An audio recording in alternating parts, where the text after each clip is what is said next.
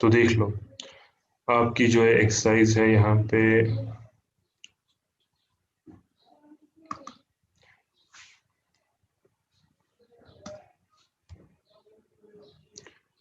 ये आप देख सकते हो बेटा। हाँ, एक्सरसाइज 8.2 क्वेश्चन नंबर 1। क्वेश्चन कह रहा है फाइंड, अच्छा, इवेलुएट द फॉलोइंग, मींस पहला पार्ट सेकंड पार्ट जो भी है इसको सिंपल वर्ड्स में सिंपलीफाई ही करना है। ठीक है, अब कैसे करेंगे सिंपलीफाई, क्योंकि जो भी आप देख लो यहाँ पे, कोई भी चीज देख लो, मतलब कोई भी पार्ट यहाँ पे देख लो, हर एक में जो एंगल यहाँ पे यूज करके है वो वही एंगल यूज करके जो टेबल में है आपको, तो टेबल से वैल्यूज निकाल लो, डाल लो, बात खत्म। तो अब वो टेबल आपको ज़बानी याद होना चाहिए। अब वो याद भी कैसे रखोगे वो भी मैंने आपको सिखाया। ठीक है, अब जब प्रैक्टिस करोगे कंटिन्यूअसली फिर आपको ऑटोमेटिकली खुद ब खुद याद हो जाएगा, मतलब वो याद करने के लिए अलग अलग से टाइम नहीं निकालना पड़ेगा अगर आप प्रैक्टिस कंटिन्यू करोगे। तो पहला जो क्वेश्चन है तभी दिखाता हूँ, एक 8.1 में पहला पार्ट नहीं दिखाऊंगा बल्कि थोड़ा डिफरेंट जो दिखेगा यहाँ पे, मतलब थोड़ा सा कम्प्लेक्स टाइप, वो है आपका फिफ्थ पार्ट या फोर्थ पार्ट, जो मर्जी है वो कर लो। ठीक है, फोर्थ पार्ट में दिखाता हूँ क्योंकि फिफ्थ उससे भी ज़्यादा इजी है। अब आप बोलोगे फिफ्थ ही थोड़ा डिफरेंट मतलब लग रहा है, लेकिन ऐसा नहीं है, फिफ्थ ही आपको इजी निकलेगा। और फोर्थ वाला पार्ट क्या है वो मुझे आप बोलो, क्योंकि ये कॉपी ऐसे होगा नहीं। ज़रा कोई बोलो फिफ्थ क्वेश्चन नंबर 1 का फोर्थ पार्ट पार्ट क्या है, बोलो बोलो बेटा, फोर्थ पार्ट बोलो मुझे। sin 30 degree sine 30 degree plus tan 45 degree tan 45 degree minus cosec 60 degree cosec 60 degree whole divided by sec 30 degree sec 30 degree plus cos 60 degree cos 60 degree, बस यही है। plus cos 45 और भी degree plus cot 45 45 degree. Okay, तो इसका हमें solution चाहिए। तो सोल्यूशन में देखो, अब मैं यहीं से सोल्यूशन लिखता हूँ। सोल्यूशन में क्या लिखना है, सोल्यूशन में लिखना है वही हैव, हमारे पास ये वाली चीज है। उसके बाद इसके बाद लिखा ना क्वेश्चन, उसके बाद आएगा उसी को जिसको टेबल याद है। हाँ, अगर नहीं है तो आप बना भी सकते हो जल्दी जल्दी, लेकिन बेहतर है याद ही होना चाहिए। और जैसे कि मैंने कहा, मैंने अपने टाइम पे दो ही याद रखे थे, साइन और कॉस। टेन मुझे प्रैक्टिस कर करते करते याद रहा। जब मुझे कॉसेक ऑफ 60 का वैल्यू चाहिए था, मैं साइन ऑफ 60 का वैल्यू दिमाग में लाता हूँ और उसी को उल्टा करता हूँ, है कि नहीं? तो आप भी ऐसे ही कर लेना, तीन तीन याद रख लेना, साइन कॉस टेन, जो बाकी तीन है वो उनके आ जाएंगे उल्टे, बस। तो जैसे कि साइन ऑफ 30 है, साइन ऑफ 30 का वैल्यू आप देख लो टेबल पे, वो 1/2 आता है, प्लस टेन ऑफ 45। 45 आप जब आपके दिमाग में आएगा ना, इमेजिन कर लो राइट ट्राइंगल, उसमें जब दो एंगल्स होंगे 45 45, तो वो तो आइसोसेलेस होगा, परपेंडिकुलर बेस जो है इक्वल होगी, तो रेशो टेन तो परपेंडिकुलर डिवाइड बाय बेस का रेशो होता है, और उस टाइम पे वो इक्वल होते हैं। दिखाया मैंने सारा कुछ, मुझे तो यहाँ पे डायरेक्ट वैल्यूज ही पुट करने हैं, लेकिन मैं तब भी कह रहा हूँ कि उस ये वाला ट्राइंगल होगा उसमें 45 45 दो होंगे, मींस परपेंडिकुलर बेस इक्वल होगा, तो रेशो उसका 1 होगा, टेन 45 1 माइनस कॉसेक 60, जैसे अभी मैंने कहा, मैंने ऐसे याद नहीं रखा है। अब साइन ऑफ 60 का बोलो, साइन ऑफ 60 होता है √3/2, तो ये कितना होगा, ये होगा 2/√3। ठीक है, फिर उसके बाद है होल डिवाइड। चलो जी, वो वाला डिवाइड हम ऐसे लिखेंगे अभी, क्योंकि ये आए ना फ्रैक्शन में ऑलरेडी। उसके बाद यहाँ पे भी डिवाइड, क्या है अब, सेक ऑफ 30 नहीं पता, कॉसेक ऑफ 30 का वैल्यू बोलो, कॉसेक ऑफ 30 का होता है √3/2, इसका आएगा फिर उल्टा जो अभी लिखा आपने, 2/√3। उसके बाद प्लस कॉसेक ऑफ 60 वो होता है 1/2, प्लस कॉट ऑफ 45 वो 1 के बराबर होता है। उसके बाद एलसीएम जैसे कहा, 2/√3 ऐसे ही आएगा, ऊपर क्या आएगा, ऊपर आएगा √3 प्लस 2/√3 और माइनस 2 2 जार 4। ठीक है, उसके बाद डिवाइड ऐसे ही आएगा, यहाँ पे आ जाएगा आपका 2/√3 और यहाँ पे आपका आ जाएगा, यहाँ पे इसको किसकी कमी है, 2 के ऊपर 2 दे दो, 2 2 जार 4 प्लस इसको √3 की कमी है, और प्लस इसको तो दोनों की कमी है 2/√3 की। ठीक है, हुआ यहाँ तक?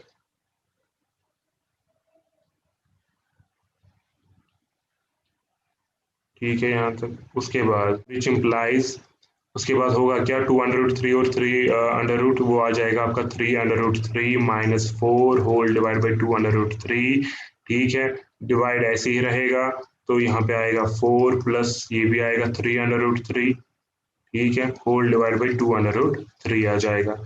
उसके बाद यहीं पे मैं लिखता हूँ, ये आएगा 3√3 माइनस 4 होल डिवाइड बाई 2√3। यहाँ से हो जाएगा रेसिप्रोकल। ठीक है, तो जब आप यहाँ से रेसिप्रोकल करोगे वो आएगा 2√3 होल डिवाइड बाई 4 प्लस 3√3, और ये कटेगा। ठीक है, तो वहां से हमें क्या निकला, वहां से हमें निकला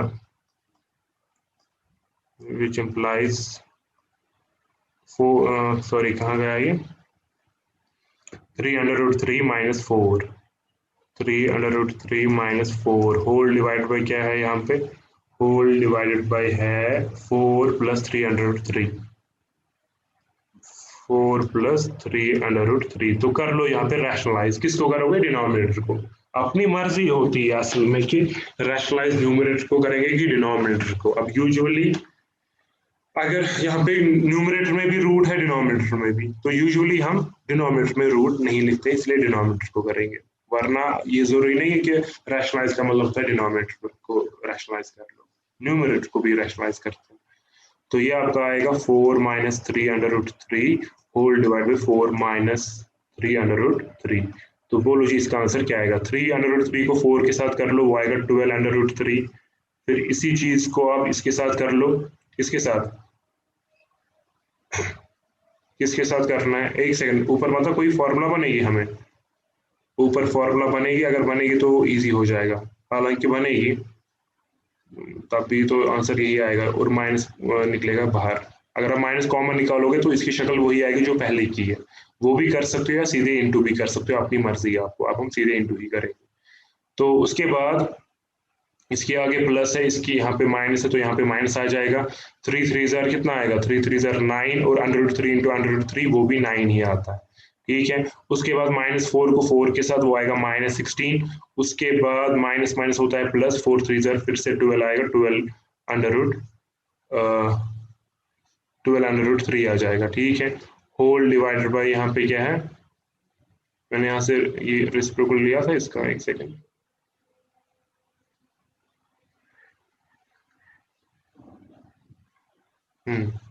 उसके बाद नीचे क्या है, यहाँ पे नीचे फॉर्मूला यूज होगी a² माइनस b² की, तो 4 का स्क्वायर ऐसे ही √3 9 कैसे आता है, सॉरी √3 इंटू √3 वो 3 आएगा बेटा, सॉरी √3 इंटू √3 3 आएगा। ठीक है, क्योंकि आएगा √3 का स्क्वायर और रूट कट जाएगा यहाँ पे। ठीक है, तो 3 आएगा। तो ये है 12√3 ऐसे ही आएगा, -9 3 27 -16 ऐसे ही आएगा, प्लस 12√3। ठीक है, 12 कितने हो गए, 24। चलो हम नेक्स्ट स्टेप में भी ये लिखेंगे।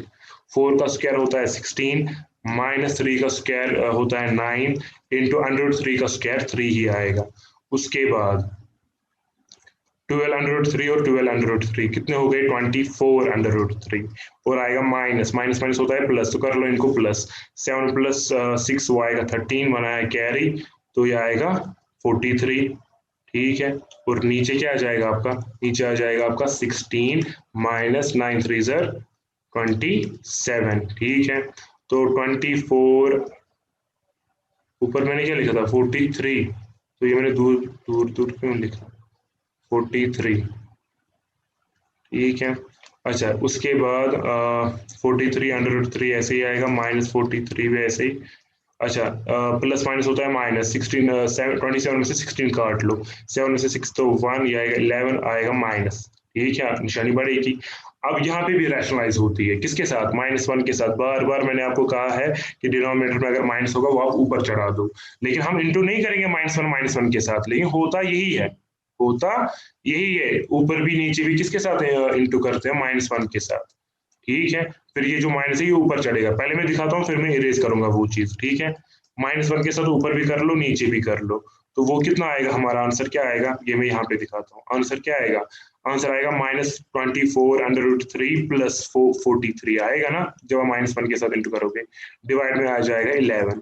तो आपका आंसर आ गया 43 माइनस 24√3 डिवाइडेड बाई 11। तो इस स्टेप के बाद डायरेक्ट, सॉरी, ये जो मैंने यहाँ पे ये वाला स्टेप आपको दिखाया ना, इंटू -1, ये करने की जरूरत नहीं होती है। असल में होता ये है कि -1 फिर सीधे चढ़ाते हैं ऊपर, लेकिन कैसे चढ़ाते हैं, ये ऐसे ही चढ़ाते हैं, इंटू -1 ऊपर भी करते हैं नीचे भी। अब कोई बच्चा कहेगा नहीं मुझे लिखना है, तो लिख लो, वो ज्यादा अच्छी बात है। नहीं लिखोगे तो डायरेक्ट कर सकते हो कि -1 ऊपर चढ़ा सकते हो।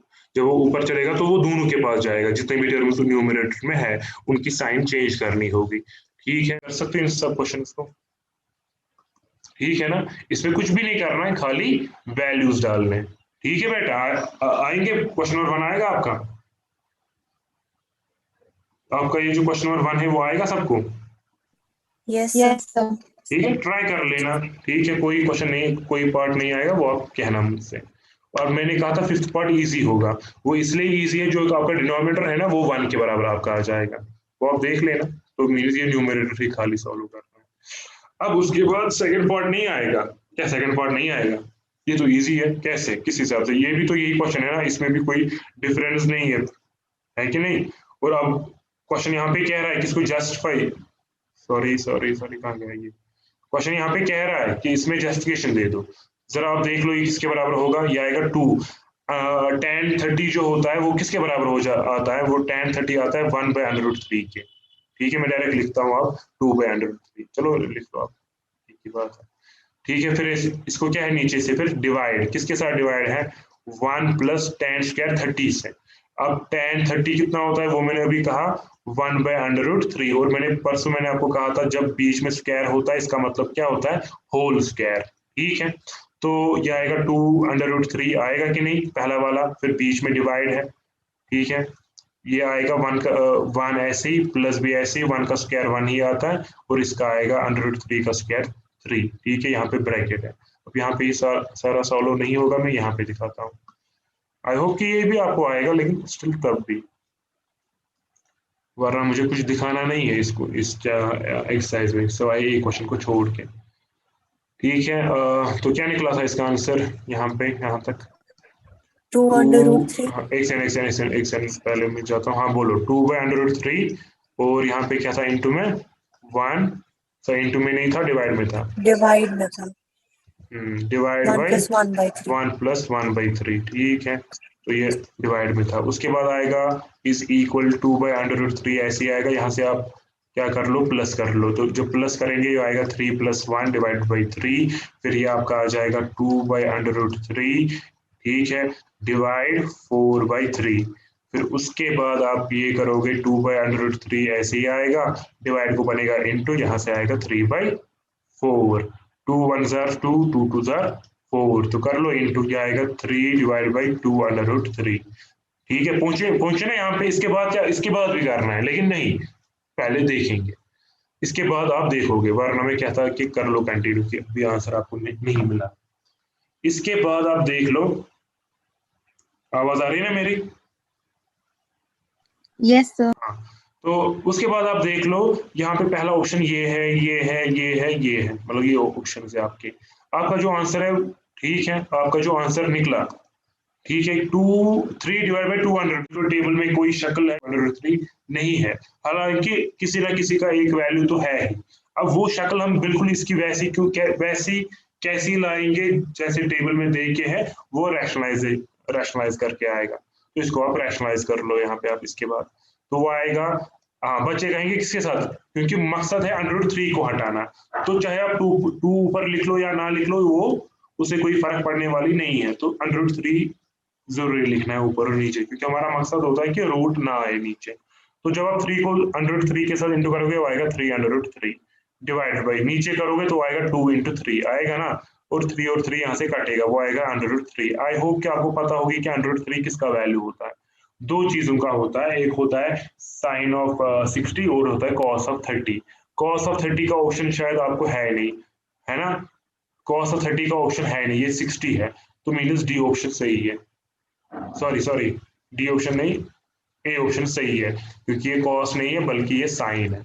साइन ऑफ 60 का वैल्यू होता है, कहाँ गया, साइन ऑफ 60 का वैल्यू होता है आपका √3/2। ठीक है, अब वो कौन सा ऑप्शन था आपका, वो आपका था पहला वाला ऑप्शन साइन ऑफ 60, लास्ट वाला था साइन ऑफ 30 का होता है 1/2।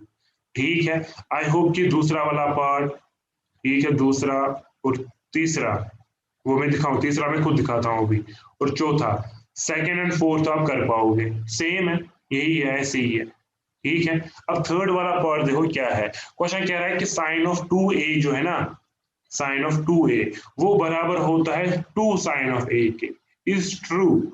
ये कब ट्रू होता है, जब a का वैल्यू क्या होता है, ये नहीं कहना कि 2 निकलेगा बाहर कॉमन, ऐसे टाइप की कुछ कॉमन वॉमन नहीं निकली, इसका एंगल है, किसका एंगल, जो यहां से है ना साइन ऑफ 2a, इसका एंगल जो है वो 2a है, और इसका जो एंगल यहां से है वो a है खाली।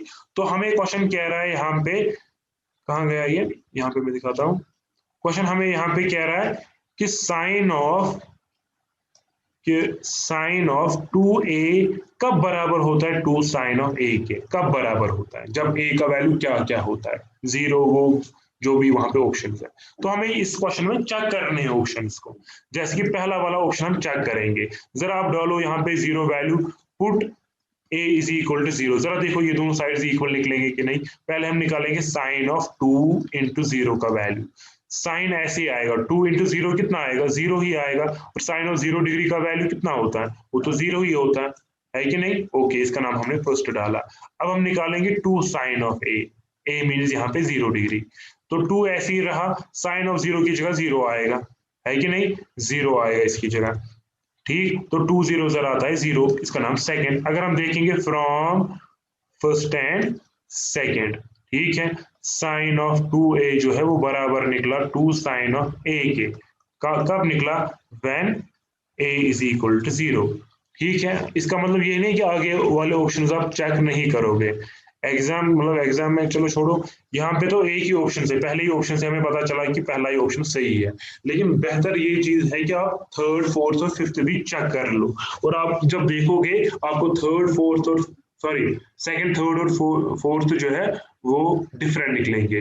ठीक है, साइन ऑफ 2a का वैल्यू अलग निकलेगा और 2 साइन ऑफ a का वैल्यू अलग निकलेगा, चेक करना। हालांकि पहले ही पार्ट में हमें निकला कौन सा ऑप्शन होता है, कुछ ऑब्जेक्टिव्स ऐसे भी होते हैं जिसमें दो दो ऑप्शन आ जाते हैं, लेकिन ऐसा ये है नहीं, इसमें बाकी वैल्यू सेटिस्फाई इसको नहीं करेंगे, वो आप चेक कर सकते हो। ठीक है, चेक तो आएगा करना।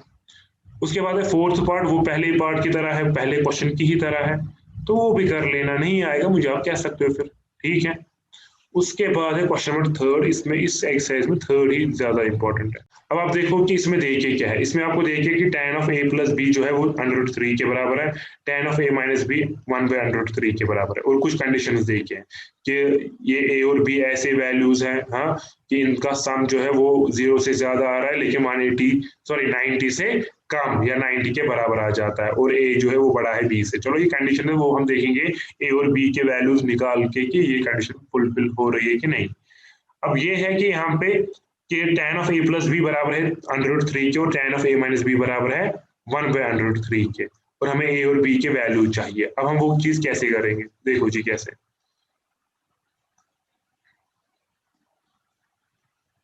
इंपॉर्टेंट क्वेश्चन यही है इसमें। ठीक है, एक्सरसाइज 8.2, हाँ, क्वेश्चन नंबर थर्ड। तो मैं सीधे सोल्यूशन इसका लिखता हूँ, हमें देखिए क्या है, वही है, हमें यहाँ पे देखिए tan of a plus B जो है वो किसके बराबर है, √3 के। ठीक है, पहले यही देख लेता हूँ कि यही है कि नहीं, हाँ यही है।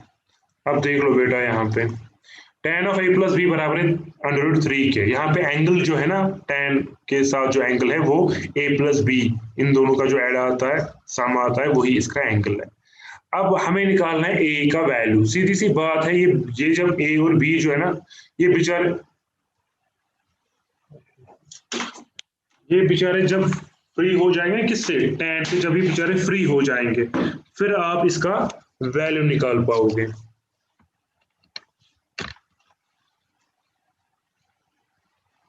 ठीक है, ए और बी का वैल्यू आप तभी निकाल पाओगे जब बेचारे ये फ्री हो जाएंगे। किससे? इस tan से।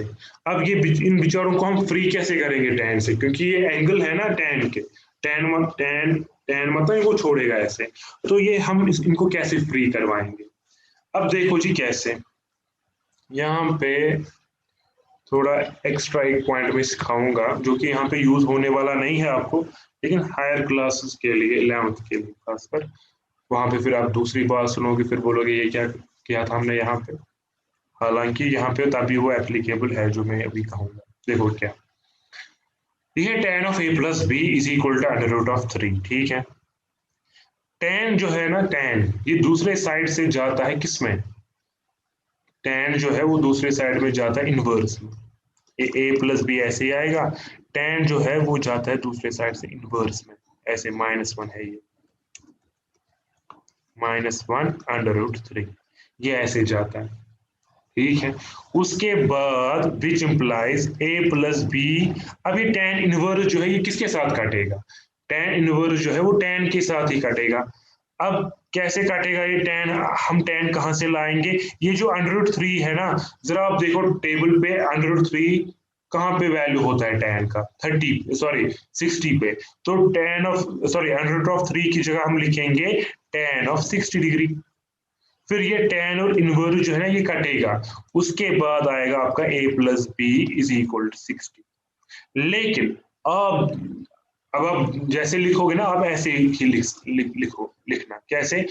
जब आपको था ना ये यहाँ पे, इसके बाद देखो क्या लिखोगे आप लिखना ऐसे, tan of a plus B जो है ना ये बराबर है tan ऑफ 60 डिग्री के, क्योंकि मैंने अंडर रूट 3 की जगह लिखा tan ऑफ 60, सेम है ना, tan ऑफ 60 बोलो या अंडर रूट 3 बोलो, एक ही बात है। अब उसके बाद आप ये tan और ये tan काट देना, तो इसका मतलब है a प्लस बी जो है वो 60 के बराबर है।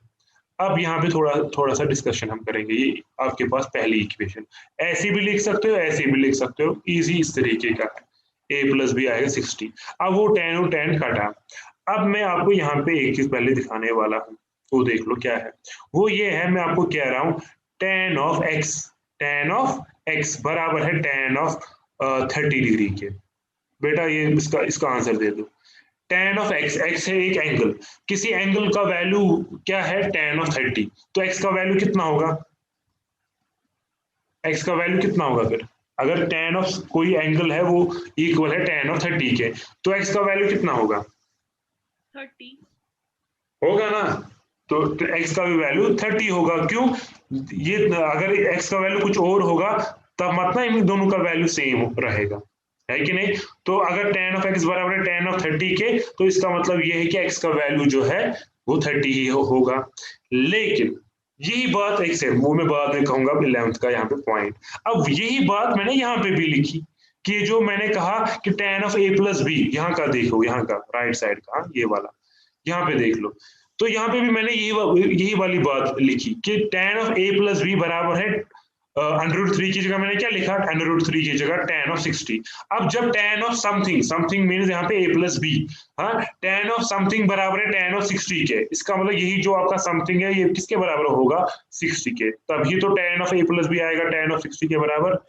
लेकिन लेकिन लेकिन लेकिन जरूरी नहीं है, हाँ, जरूरी नहीं है कि अगर tan ऑफ, फॉर एग्जाम्पल यहाँ पे मैं आप दिखाता हूँ, tan ऑफ x जो है बराबर होगा tan ऑफ y के बराबर, तो x का वैल्यू y के बराबर होगा।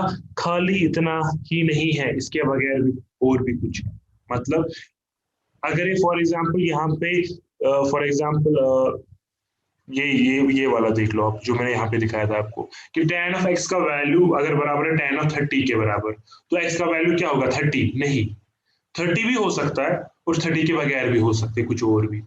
हाँ, आप ये बात मानोगे? कोई मानेगा ये ऐसी बात मानेगा कोई कि अगर tan ऑफ x बराबर है tan ऑफ 30 के, तो x का वैल्यू तो 30 होगा, लेकिन इसके बगैर भी और भी बहुत सारे वैल्यूज होंगे। हाँ, कोई ये बात मानेगा? अब इसका सबूत मैं ऐसे पूरा नहीं दिखाऊंगा अभी आपको, लेकिन हाँ थोड़ा सा ये ना क्या कहते हैं इसको, तसल्ली कर सकता हूँ कि हाँ आप कह सकते हो कि हाँ ऐसा कुछ हो सकता है। अब वो कैसे मैं दिखाऊंगा, उसके लिए मैं आपको दिखाऊंगा 11th की बुक। अब 11th की बुक कहाँ पे है, वो यहीं पे है मेरे पास, PDF उसकी यहीं पे है। ये एक्स्ट्रा सीख रहे हो, हालांकि अगर क्वेश्चन सॉल्व करना होगा, आई होप कुछ बच्चों ने वो दिमाग में कर ही लिया होगा। कैसे, अगर मैंने A+B लिखा फिर क्या निकला था, ये 60 डिग्री। अब आई होप कि वो दूसरा केस उनको सॉल्व करना आएगा, A-B किसके बराबर निकलेगा, फिर ये बनेगी लीनियर इक्वेशन इन 2 वेरिएबल, फिर तो पता ही है। तो लेकिन पहले मुझे ये दिखाने दो आपको, ये कहाँ है ये वाला चैप्टर। मुझे जो ऊपर है ना 2 ग्राफ जो आपको दिख रहे वो है साइन और कॉस का ग्राफ, ठीक है। हालांकि आपने देखा भी होगा फिजिक्स में, लेकिन मुझे टैन का ग्राफ आपको दिखाना है। देखो जी बेटा, ये है यहाँ पे टैन का ग्राफ। जब हम ये जो एक्स एक्सिस है ना, एक्स एक्सिस से हमने लिए हैं एंगल्स, क्या लिए हैं एंगल्स। अब एंगल जो है वो आपको पता है, वो हम क्या कहते हैं इसको, डिग्री में मेजर करते हैं। कुछ बच्चों ने अगर पढ़ा होगा मिनट्स में भी, एंगल का यूनिट जो है वो मिनट्स भी है, सेकंड्स भी है, ओके। मिनट भी है, सेकंड भी है और डिग्री भी है। और एक और यूनिट है जिसका नाम है रेडियंस, ठीक है। ठीक है, और यूजुअली फिर जब आप हायर क्लास में देखोगे, रेडियन में ही एंगल होता है हमारा हमेशा। अब आप बोलोगे यहाँ पे तो नीचे से पाई वाई है, पाई ही को अब ये कैसे, इंशाल्लाह कभी दिखाऊंगा। तो ये जो पाई होता है वो डिग्री के हिसाब से होता है 180 है, नहीं बस ऐसे, वो कभी दिखाऊंगा। अब नीचे से समझ लो, ये नीचे से जो है ना, नीचे एक्स एक्सिस से हम लेते हैं एंगल्स, और वाई एक्सिस से हम लेते हैं इनके वैल्यूज। जैसे अगर आप देखोगे अपने ही टेबल पे tan ऑफ 0 होता है 0 के ही बराबर, ठीक है। tan ऑफ 30 जो होता है वो होता है 1/√3 के बराबर, और tan ऑफ 45 का जो वैल्यू होता है वो 1 होता है, और tan ऑफ 60 का होता है √3, और tan ऑफ 90 का होता है नॉट डिफाइंड। अब जैसे कि मैंने एक चीज तो आपको कही थी कि आप इंशाल्लाह फ्यूचर में 90 से ज्यादा एंगल, जो एंगल्स होंगे ना, जो आप ट्रिग्नोमेट्रिक रेशियो निकालते हो, ठीक है, उसमें जो एंगल होगा वो 90 से ज्यादा भी हम लेते हैं। अब कैसे, क्यों, वो जैसे कि मैंने कहा पढ़ोगे 11th में अच्छे से। अब मुझे ये क्यों दिखाना है, देखो जी क्यों दिखाना है। आप जरा मुझे आप एक बात बोलो, फॉर एग्जाम्पल ये है, ये दिख रहा है ना, ये ओरिजिन पे अगर मैंने एंगल डाला 0, tan का वैल्यू भी 0 ही आता है, ग्राफ तो यही दिखा रहा है ना, ठीक है। अच्छा, उसके बाद अगर हमने फॉर एग्जाम्पल वैल्यू डाला यहाँ पे, ठीक है। अब अगर हमने वैल्यू यहाँ पे डाला, गौर से देखना कितना हमने यहाँ पे वैल्यू डाला, 45। ये देखो बात समझो, ये π/2 कितना एंगल हुआ, फिर π/2 कौन सा एंगल है, अगर पाई है बराबर 180 डिग्री के, π/2 कौन सा एंगल होता है, कौन कहेगा, π/2 कौन सा एंगल होता है बेटा, 90। 90 डिग्री। जो 180 है तो π/2 आ जाएगा 90। अब 90 और 0 के बीच में कौन सा एंगल है, 45। तो बीच वाला जरा मैं देखूं, बीच वाला ऑलमोस्ट ये होगा, ऑलमोस्ट। और इस पे देखो आप, वाई ये ग्राफ का वैल्यू क्या है, मींस tan ऑफ 45 के टाइम पे इसका वैल्यू क्या है, जरा देख लो ग्राफ से क्या पता चला इसका वैल्यू कितना है, कितना वैल्यू है इसका बेटा, कितना है, 1 है ना, दिखाना, मैंने दिखाया ना, मैंने यहाँ पे 45 लिया, ऊपर लिया, देखा ग्राफ कहाँ पे, उस टाइम पे वाई एक्सिस पे क्या वैल्यू है जब 45 यहाँ पे आता है, ठीक है। ग्राफ जो इसका ग्राफ है उसका वैल्यू क्या आ जाता है वाई एक्सिस पे, वो 1 आ जाता है, ठीक है। इस तरीके से आप 60 का देखो, 90 का भी देखो, इन्फिनिटी, हाँ इन्फिनिटी कैसे दिखाएंगे हम ग्राफ पे, देखो जब ये यहाँ पे 1π/2 है एंगल, ग्राफ का वैल्यू क्या आ रहा है, हाँ ये ऊपर आ रहा है, ये इसको टच नहीं करेगा, क्यों नहीं करेगा, क्योंकि π/2 मतलब है, ये π/2 के टाइम पे जो वैल्यू आएगा वो मतलब आप यहाँ पे देख ही सकते हो। इसीलिए ये वाली लाइन जो साथ में चल रही है, और ग्राफ की लाइन, अपनी लाइन, और ये π/2 की लाइन, ये आपस में मीट नहीं करेंगे। कहाँ पे करेंगे, अगर करेंगे इन्फिनिटी पे करेंगे, बात आई समझ में, तो ऐसे दिखाते हैं। अच्छा छोड़ो वो बात भी, अब मुझे आप एक बात बोलो, फॉर एग्जांपल क्या था ये, चलो 45 पे ही फोकस कर लो, तो 45 पे क्या वैल्यू आया एंगल का, 1, वो आपको आपकी बुक पे भी है। उसके बाद अगर हम 90 से आगे जाएंगे, 90 से मैं आगे गया, पहुंचा मैं 180 पे, 180 से मैं आगे गया 180 का बीच वाला वैल्यू क्या आता है, 180 प्लस 45 कितना होता है, 180 प्लस 45 आपका कितना आ जाएगा बेटा, वो आपका आ जाएगा 5 225। तो 225 पे वो x sorry x tan of x का वैल्यू कितना होता है, कोई कह सकता है? tan ऑफ 225 पे 225 पे tan ऑफ एक्स का वैल्यू कितना होता है? फिर से देखो ना, ये है ग्राफ इसका, आप देख सकते हो मैंने यहाँ पे एंगल बनाया भी, फिर से ये है एंगल 225, इस टाइम पे वैल्यू कितना है, कितना है, कितना है tan x का वैल्यू? फिर से बोलो ना, नहीं दिख रहा, ये है ग्राफ, ये है, ये 1 है ना, ये है ग्राफ, तो फिर से 1 आ रहा है, तो कॉपी पेस्ट करके आप देख सकते हो। तो इसी तरीके से बहुत सारे एंगल्स और है, जब इनके वैल्यूज क्या हो रहे हैं, रिपीट आ रहे हैं, एंगल तो डिफरेंट है नो डाउट, लेकिन वैल्यूज आ रहे हैं सेम, ठीक है, वैल्यूज क्या आ रहे हैं सेम। यही मैं आपको कह रहा था कि जब tan ऑफ x होगा बराबर tan ऑफ y के, तो जरूरी नहीं है कि इनके एंगल सेम हो। जैसे अगर आपका क्वेश्चन ये देखो, ये मैं अब जब आपने ये देखा ना, तो मैं ये लिख सकता हूं ना, tan of 45 is equal tan of 225। अब मैं ये लिख सकता हूं, कोई तो मुझे कुछ भी नहीं कह सकता। आप देख सकते हो यहाँ पे दोनों का वैल्यू आ जाता है सेम, आप देख सकते हो इसका ग्राफ। उसके बाद क्या अब आप ये कह सकते हो 45 बराबर है 225 के? कह सकते हो? नहीं, पता बराबर है।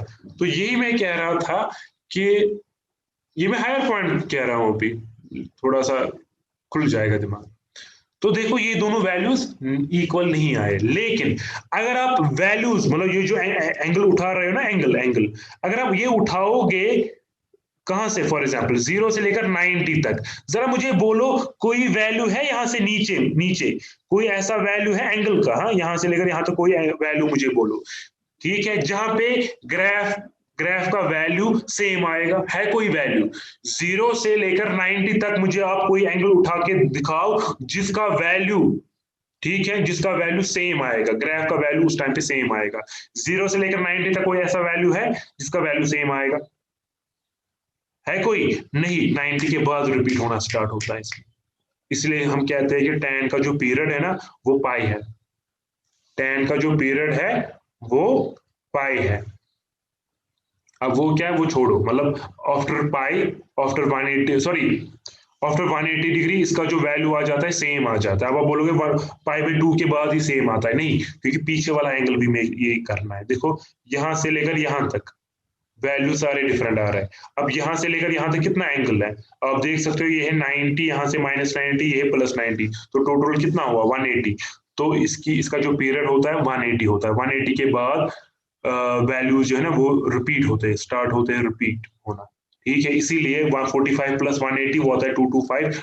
अब इसीलिए इन दोनों का वैल्यू सेम आया। अब अगर आप 22 क्या निकला आपको 225, अब अगर इसको आप फिर से 180 ऐड करोगे ना फिर से सेम निकलेगा। वो छोड़ो, वो मेरा टॉपिक नहीं है, मुझे खाली एक चीज आपको दिखानी थी, वो ये है कि जब tan ऑफ x और tan ऑफ y इक्वल होगा, जरूरी नहीं है कि ये दोनों क्या एंगल्स हो इक्वल। आई होप यहाँ पे आपको वो पॉइंट क्लियर हुआ होगा।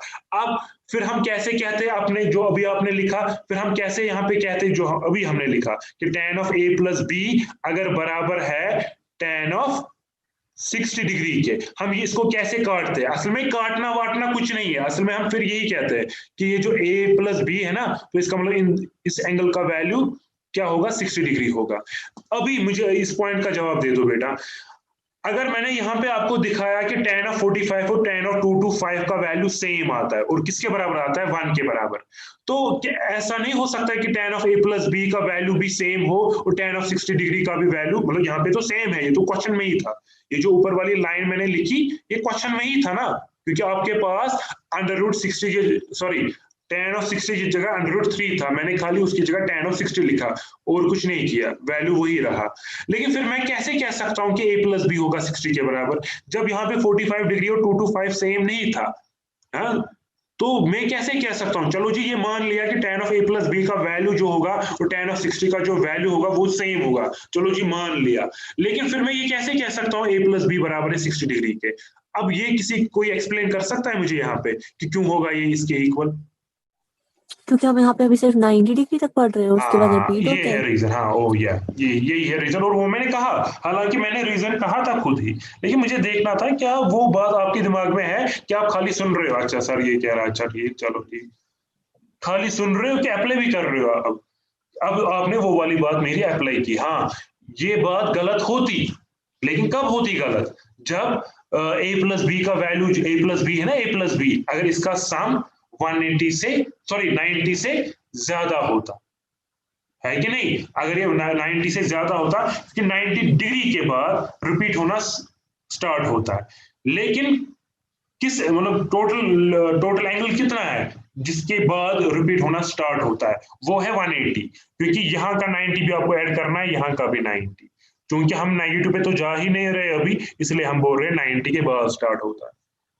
ठीक है, तो ये बात यहाँ पे एक्स्ट्रा थी जिसपे मैंने 10-15 मिनट, मुझे नहीं पता कितने मिनट मैंने लिए इस पे, लेकिन ये बात मैंने आपको सिखाई कि ये बात याद रखना। हाँ, बच्चे को लगता है कि ये तो सीधी सी बात है, क्या एक से मैं ऊपर चढ़ाता हूँ पहले, हाँ बच्चा कहता है ये तो सीधी सी बात है कि जब tan of a plus B बराबर है tan ऑफ 60 डिग्री के। मैं फिर से कह रहा हूँ, मैंने अभी क्वेश्चन को एक ही स्टेप लिखा कि कौन सा वाला स्टेप आपके पास था, ये था ना, ये वाली चीज थी आपके पास, उसके बाद मैंने ये वाली चीज लिखी और कुछ नहीं लिखा, मैंने खाली √3 की जगह tan ऑफ 60 लिखा, ओके 60 डिग्री। उसके बाद मैंने क्या किया, असल में मैंने काटा tan काटा, और आपको अब ये भी पता है कि अभी tan असल में कटता नहीं है, क्योंकि जरूरी नहीं है कि जो अंदर से एंगल्स हो वो भी इक्वल हो। अब ये इस वजह से इक्वल है क्योंकि आपको कंडीशन देखी थी, अगर आप क्वेश्चन देखोगे आपको कंडीशन देखी थी क्वेश्चन में, ये देख लो कंडीशन देखी थी। हाँ, बच्चा कहेगा चलो जी ऐसे ही था, हाँ लेकिन इसी की वजह से आपने इस tan को काटा। बात आ रही है समझ में, छोटी सी बात थी ये, लेकिन हमारे लिए इंपॉर्टेंट, क्योंकि इसी की वजह से हमने ये tan कैंसिल कर पाए, इसीलिए हम इसी की वजह से हम ये कह पाए कि a प्लस बी जो है वो किसके बराबर है, a प्लस बी किसके बराबर है 60 डिग्री के। ठीक है, और अब ये वाली बात, जब tan ऑफ x होता है बराबर tan ऑफ y के, उस टाइम पे x किसके बराबर होता है, उस टाइम पे x बराबर होता है x is equal to n pi plus y, शायद यही होता है, कब भी देखते हैं, कहाँ पे देखते हैं, यहीं पे देखते हैं, ये देख लो यहाँ पे मैं दिखाता हूँ।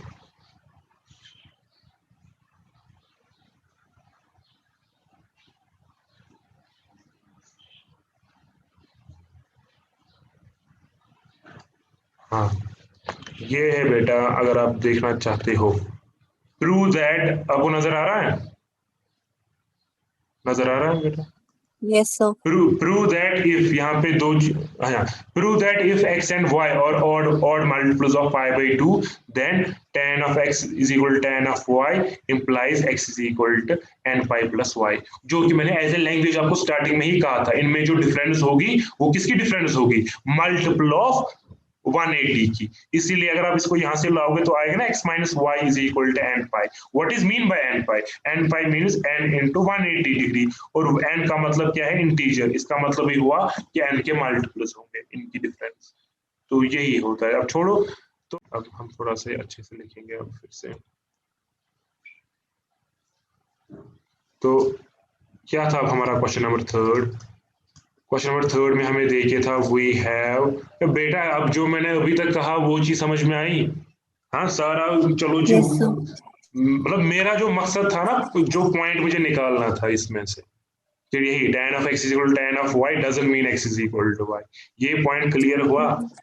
अब ये इसका ग्राफ sir. हो, पाई वाई रेडियन वो अपने टाइम पे देखोगे।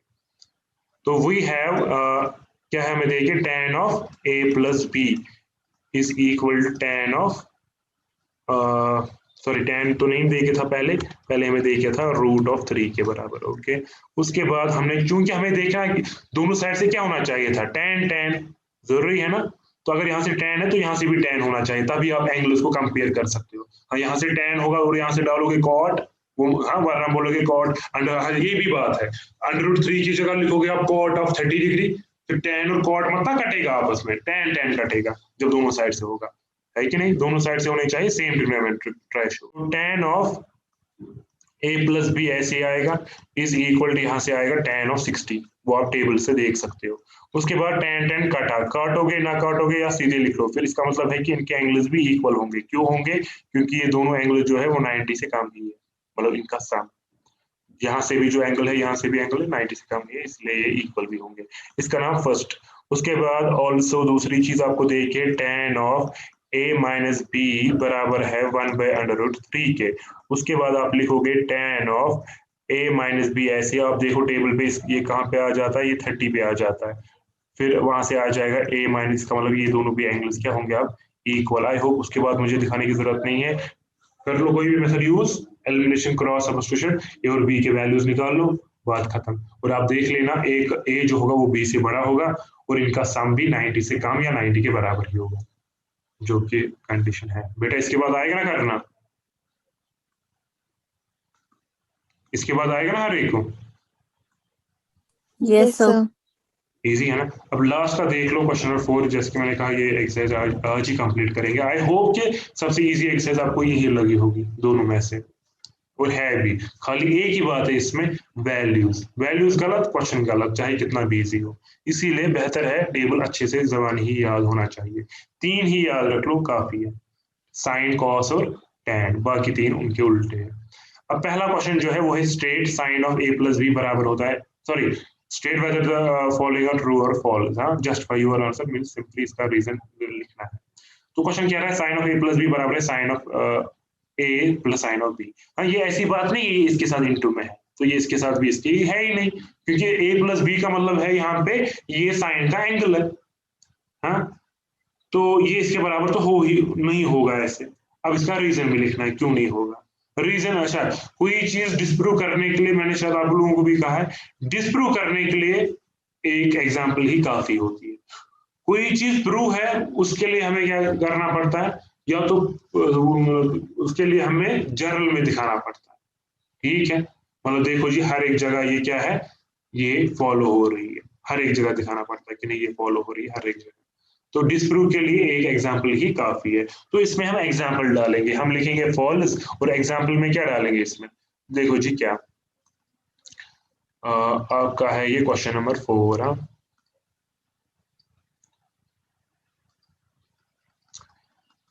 8.2 क्वेश्चन नंबर 4 इसका पहला पार्ट। हाँ, फॉल्स आपने लिखा, अब रीजन लिखना है। ठीक है, फॉर एग्जाम्पल इसमें लिखना आप। हाँ,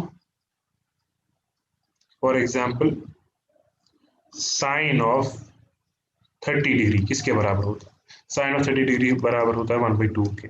साइन ऑफ 60 डिग्री वो बराबर होता है √3/2 के। तो therefore sign of 30 degree plus sine of 60 degree किसके बराबर होगा, वो बराबर होगा 1/2 प्लस √3/2, वो आएगा बराबर 1 प्लस √3 डिवाइड बाई 2 के। ठीक है, इसका नाम आप फर्स्ट डालना।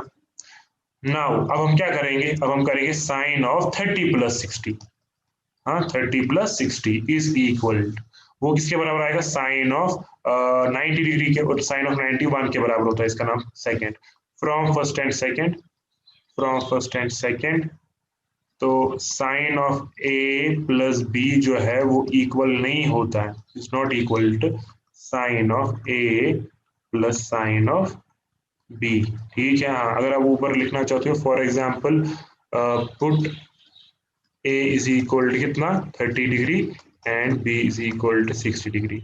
अब आप बोलोगे क्या जरूरी है यही एंगल्स यूज करने, बेटा कोई कह सकता है क्या यहाँ पे जरूरी थे 30 और 60 ही चूज करने।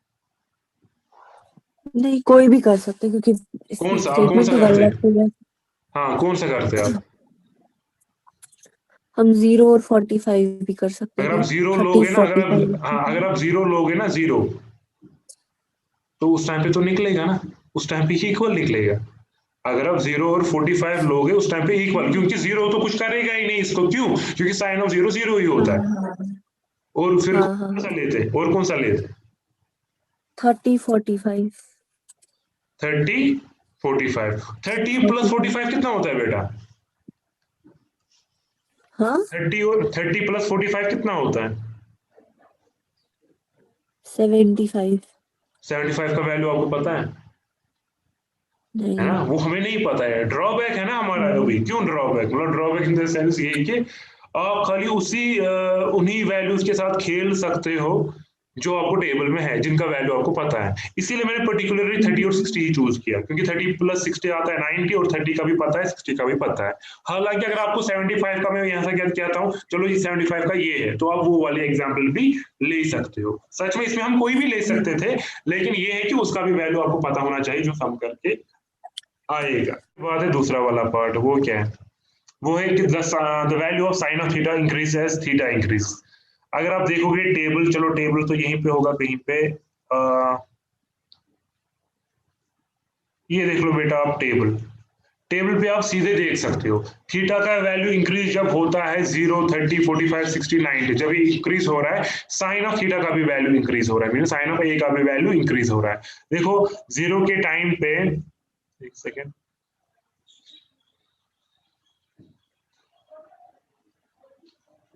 देख लो यहाँ पे 0 के टाइम पे 0 था, 30 के टाइम पे 1/2 था, 1/2 मीन 0.5, ठीक है। 45 के टाइम पे 1/√2 था। अगर आप देखोगे ये 0.5 से बड़ा ही आएगा, ठीक है। और यहाँ पे है √3/2 और इसका वैल्यू 1/√2 से बड़ा होगा।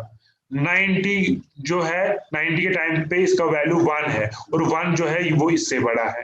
तो मीन्स ये वाली बात सच है कि साइन ऑफ थीटा का वैल्यू इंक्रीज होता है, ठीक है, जब हम थीटा का वैल्यू क्या करते हैं, इंक्रीज करते हैं, ठीक है।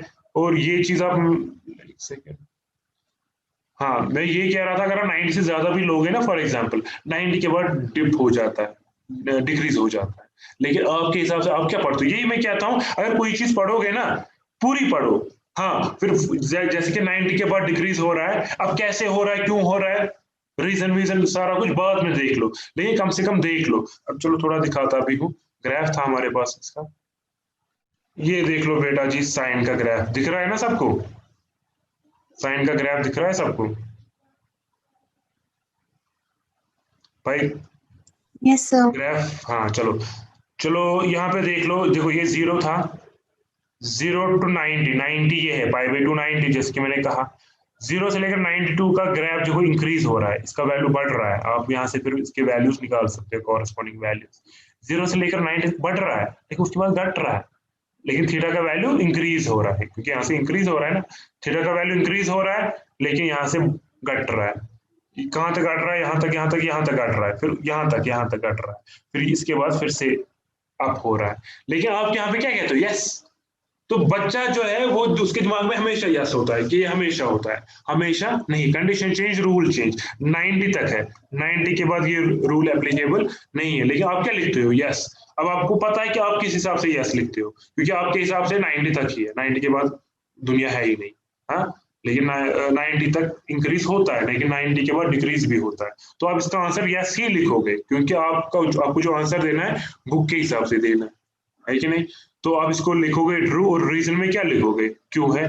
सच में जो आपके वैल्यूज है वही लिखोगे, रीजन लिखोगे। देखो क्या इसको क्या होगा, देखो जी सेकंड पार्ट को आप लिखोगे यस, सेकंड पार्ट इसका, और रीजन में क्या लिखोगे, बिकॉज, हाँ, साइन ऑफ 0 डिग्री इज, ऐसे लिखोगे, sine of 0 degree is great, sorry, is less than sine of 30 degree, is less than sine of 45, is less than sine of 60, is less than sine of 90।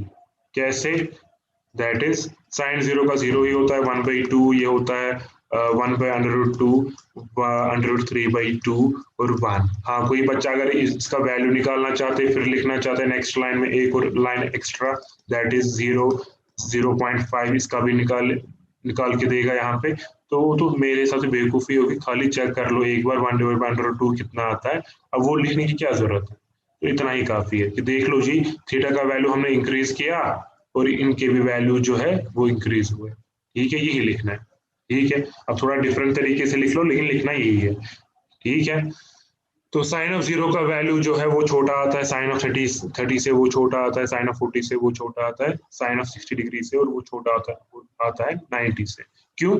ये देख लो, that is मतलब ये सच में sign of 0 0 आता है, ये 1/2 ये, तो सच में ये वाले वैल्यूज बड़े हैं, तो इसका मतलब ये बात सच थी क्या, जब हम थीटा का वैल्यू इंक्रीज करते हैं, हाँ, साइन ऑफ थीटा का भी वैल्यू इंक्रीज होता है, लेकिन प्रोवाइडेड कि एंगल जो है वो 0 से लेकर 90 तक ही, या 0 से नीचे भी थोड़ा इंक्रीज होता है, यहाँ से इंक्रीज होना स्टार्ट होता है, यहाँ से यहाँ तक, वरना इससे पहले डिक्रीज होता है। चलो वो छोड़ दो, 90 के बाद डिक्रीज होना स्टार्ट होता है, लेकिन आपको 90 से ऊपर देना नहीं है, 90 से नीचे नीचे ही जवाब देना है। अच्छा जी, अब इसके बाद जो नेक्स्ट पार्ट है वो ऐसे ही लिखना है कॉपी पेस्ट, लेकिन उसका आएगा फॉल्स ऑब्वियसली। क्यों आएगा? इसका तो ट्रू आया, इसका आएगा फॉल्स। लेकिन ये जो ट्रू आया ना, मेहरबानी करके, अब इसका फायदा थोड़ा होना चाहिए, वो ये है कि दिमाग में होना चाहिए, हाँ ट्रू है 90 तक, 90 के बाद फॉल्स है, 90 के बाद थीटा का वैल्यू इंक्रीज कर लो, साइन ऑफ थीटा का वैल्यू डिक्रीज होता है। ठीक है, कॉपी पेस्ट करके इसका फॉल्स आएगा, सीधी सी बात है। कॉस ऑफ थीटा का वैल्यू जब मैंने आपको सिखाया, ये इसका उल्टा आता है, मतलब जो 90 का वैल्यू आता है वहां पे वो इसका 0 का वैल्यू आता है, साइन ऑफ 90 जो आता है वो कॉस ऑफ 0 का वैल्यू आता है, तो मीन इसमें डिक्रीज होता है। तो इसको क्या लिखना है? फॉल्स, कि जब थीटा का वैल्यू इंक्रीज होता है कॉस ऑफ थीटा का वैल्यू डिक्रीज होता है। तो ऐसे ही रीजन लिखना है। अब साइन चेंज करनी है बेटा, सेकंड पार्ट का रीजन आएगा, लिखना खुद। Yes sir. है ना, वही लिखना है, खाली वो साइन चेंज कर लेना बीच में। उसके बाद है साइन ऑफ थीटा और कॉस ऑफ थीटा का वैल्यू इक्वल होता है, लेकिन ये क्या है? For all values of theta. ये जो इसने यहाँ पे ये बात की ना, ये वाली बात, इसी की वजह से इसको फॉल्स आएगा। हाँ, होता है, जैसे साइन ऑफ 45 कॉस ऑफ 45, और आगे जाके भी होता है, जो आपको पता है 90 के बाद कहीं कहीं पे आ जाता है वैल्यू सेम आफ्टर 2 पाई इंटरवल, मींस 360 डिग्री के बाद, मींस 45 के टाइम पे इनका वैल्यू सेम आता है 1/√2 1/√2, उसके बाद किस एंगल पे सेम आएगा, इसको प्लस कर लो 360। अब ये क्यों करना है, इनका रीजन आप वहां पे पढ़ोगे। तो सब जगह नहीं आता, ये कह रहा था for all values of theta, तो इसको फॉल्स आएगा। फॉल्स कहा हमने, अब रीजन में क्या लिखेंगे? बिकॉज साइन ऑफ 30 का वैल्यू आता है 1/2 और कॉस ऑफ 30 का वैल्यू आ जाता है √3/2। ठीक है, तो इसका मतलब देयरफॉर साइन ऑफ 30 जो है वो तो बराबर, इसका मतलब यही कि वो बराबर कॉस ऑफ 30 के नहीं है, क्योंकि ये दोनों वैल्यूज डिफरेंट है। तो इसीलिए फॉल्स हमेशा नहीं होता है, कहीं कहीं पे होता है, हमेशा नहीं, फॉर ऑल वैल्यूज नहीं।